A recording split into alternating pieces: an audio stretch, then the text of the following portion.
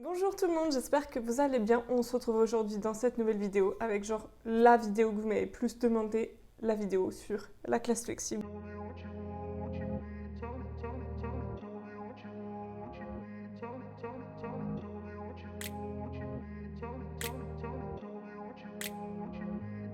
Donc je vous ai demandé de me poser vos questions sur Insta, d'ailleurs je vous mets mon Insta ici si vous voulez me rejoindre.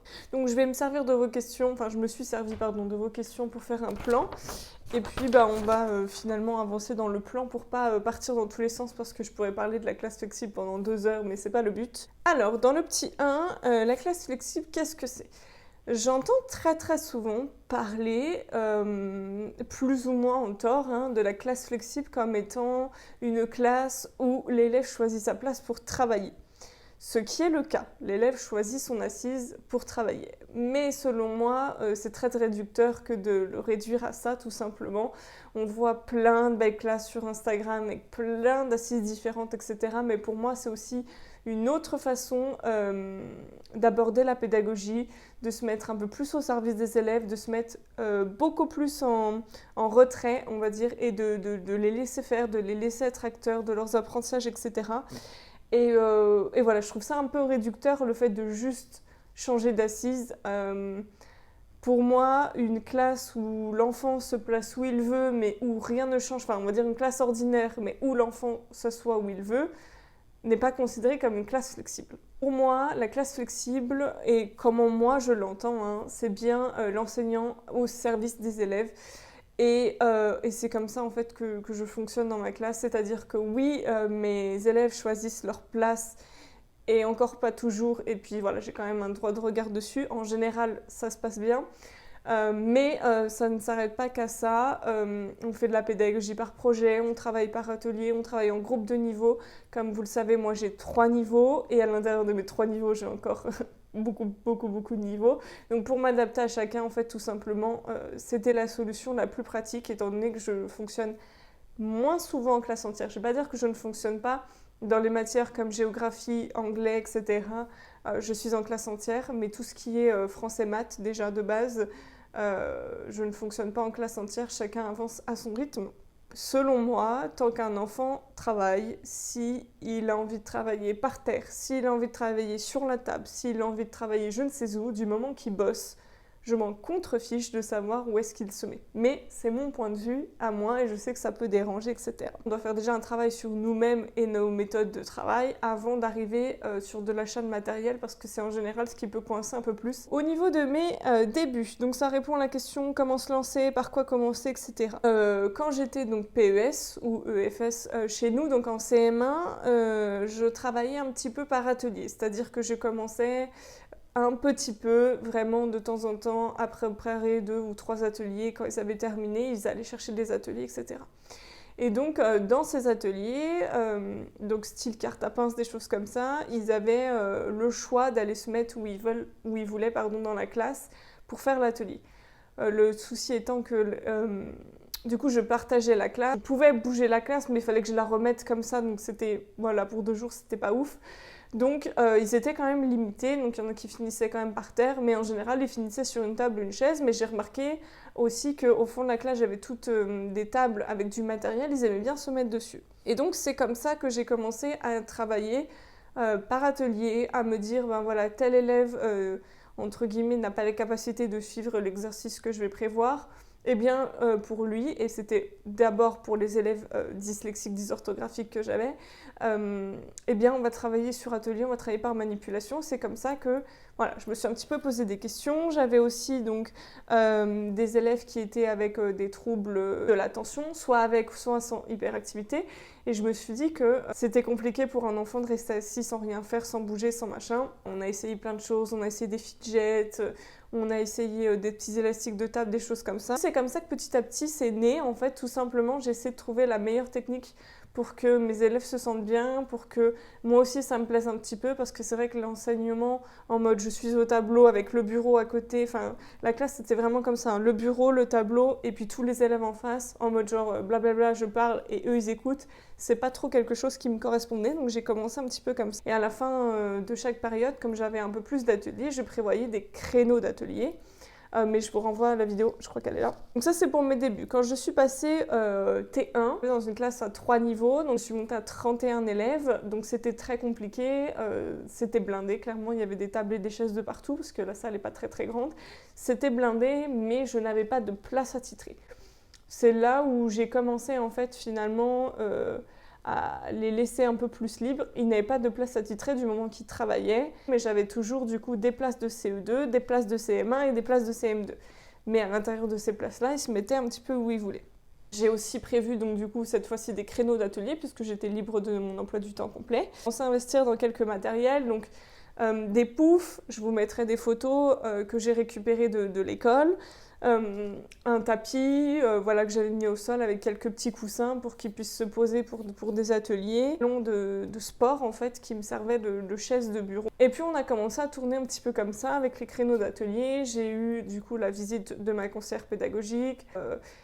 Ça m'a un peu plus donné un peu plus d'aide de savoir que c'était bien ce que je faisais et que j'allais pas droit dans le mur. J'étais titulaire de ma classe, je me suis demandé si j'allais pas demander de l'aide à la mairie. Il faut savoir qu'on n'est pas là du tout la seule école dans ma commune, je n'appartiens pas à la seule école de la commune. J'ai fait un dossier de financement où j'ai demandé 6 Z-Tools, donc des petites tablettes, je vous mets pareil des photos, et 2 tabourets Mango.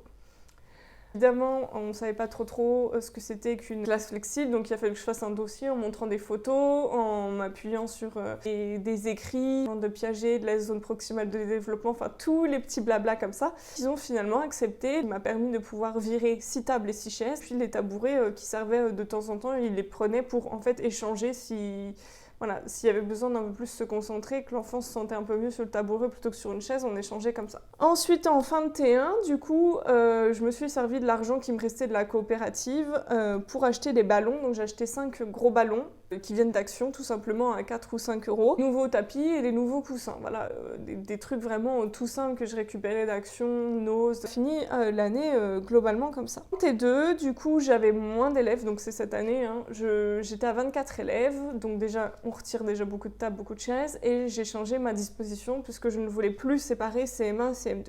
De base, je ne voulais plus séparer personne et les laisser vraiment où ils voulaient.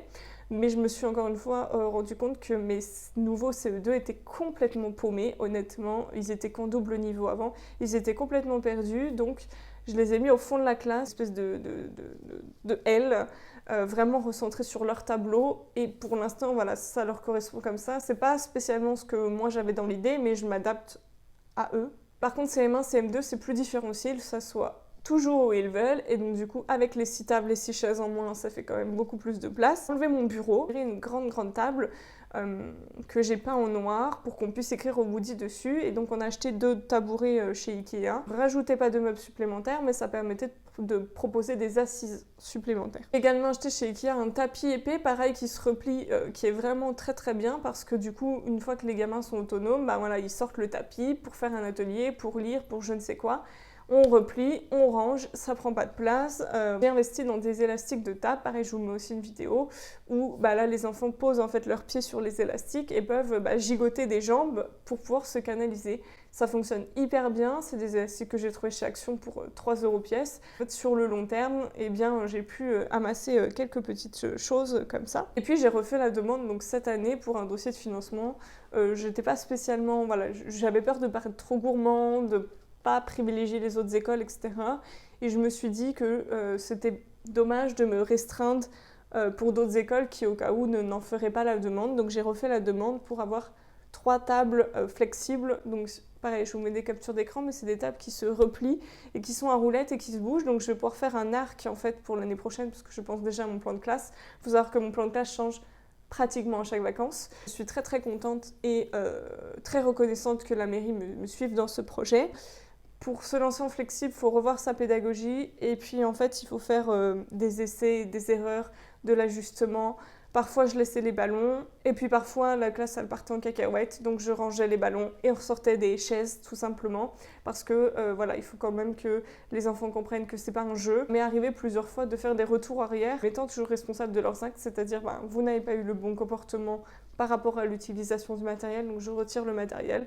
Quand vous pourrez montrer que vous êtes autonome et que vous êtes respectueux du matériel, on remettra le matériel. Avoir du beau matériel n'est pas suffisant. Ok, les classes d'Instagram flexibles, ça fait rêver. Je suis la première à les trouver magnifiques, etc.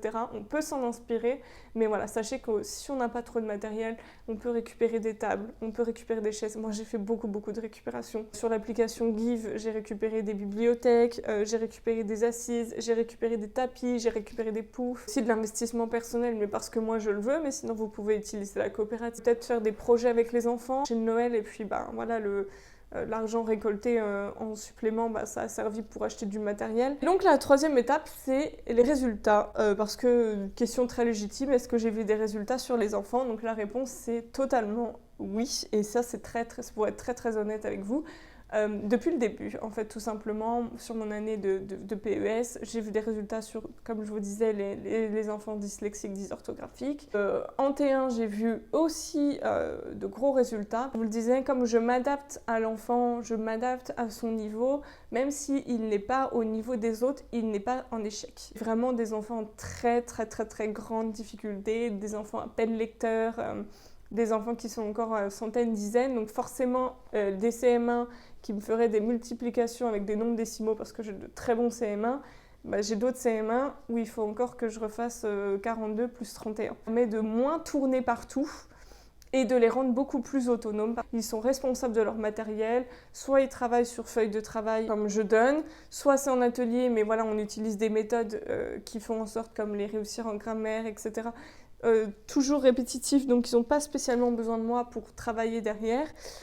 Soit on utilise donc du coup des ateliers, ils ont une fiche de route à suivre avec les ateliers. Le résultat, ça va être tout simple, surtout sur les élèves, du coup, comme je vous ai dit, dyslexiques, dysorthographiques. J'avais beaucoup moins peur de la notation, des choses comme ça. On n'avait pas l'impression de vraiment travailler ou d'être confronté à un énorme texte. La tâche était beaucoup plus petite ou alors avec beaucoup plus d'étapes, donc l'enfant est moins perdu. Gros résultat que j'ai eu cette année, c'est un élève qui était lecteur, qui n'aime pas trop lire. Donc j'étais assise sur ma table à moi, donc qui est plus haute qu'une table d'enfant, et j'ai un élève qui m'a dit est-ce que je peux venir lire à côté de toi? Bon, il a grimpé sur la table, il s'est mis à lire, et en fait ça le faisait tellement rire de grimper sur la table qu'il en a complètement oublié les barrières qu'il a mis sur la lecture et il s'est mis à lire. Et à chaque quart d'heure lecture maintenant, il grimpe sur la table parce que, l'explication, c'est pas la table qui l'a aidé, mais je veux dire, du fait de penser à autre chose,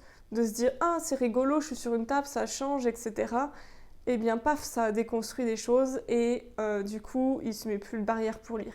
J'ai d'autres élèves, pareil, en prenant un Woody et en écrivant sur les tables, au lieu d'écrire sur une feuille, paf, ça a décoincé parce que c'est rigolo d'écrire sur une table. Donc finalement, ils se braquent plus sur l'exercice parce que c'est rigolo, ils veulent écrire et ils font l'exercice. Et moi, que l'exercice soit fait écrit sur la table ou qu'il soit fait écrit sur une feuille, du moment qu'il ait fait l'exercice, ils peuvent bien écrire par terre, je m'en fiche complètement. Bien sûr, il y a des règles, je vous parle comme ça, mais c'est quand même assez cadré. Mais dans le fond, c'est ça, c'est-à-dire que du moment que l'enfant fait l'exercice ou fait ce que je lui demande, peu importe la manière, qu'il soit assis par terre, qu'il soit couché, qu'il soit debout, il y en a qui préfèrent encore des tables et des chaises, et j'ai pas du tout de trucs contre. Il y en a, voilà, une fois dans un créneau, parce qu'on change de créneau toutes les demi-heures, une fois dans un créneau, ils vont prendre un ballon, puis tout le reste de la journée, ils vont rester sur une table et sur une chaise parce qu'ils sont... Voilà, ils préfèrent être comme ça, il n'y a aucun souci. Mais celui qui a besoin de bouger de place, celui qui, du coup, va se lasser assez rapidement, le fait de changer d'atelier rapidement et le fait de pouvoir bouger dans la classe, ça va l'aider beaucoup à se canaliser et à se concentrer sur la petite tâche, entre guillemets, qui est en cours, puisque ça se découpe.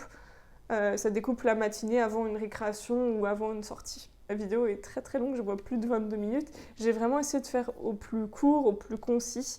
N'hésitez pas à me dire si vous avez d'autres questions, parce que c'est vrai que je pourrais en parler en long, en large, en travers, mais je voulais faire ça un peu régulièrement. Donc voilà, j'espère qu'elle vous aura plu. Je vous fais de très gros bisous et je vous dis à la prochaine. Salut!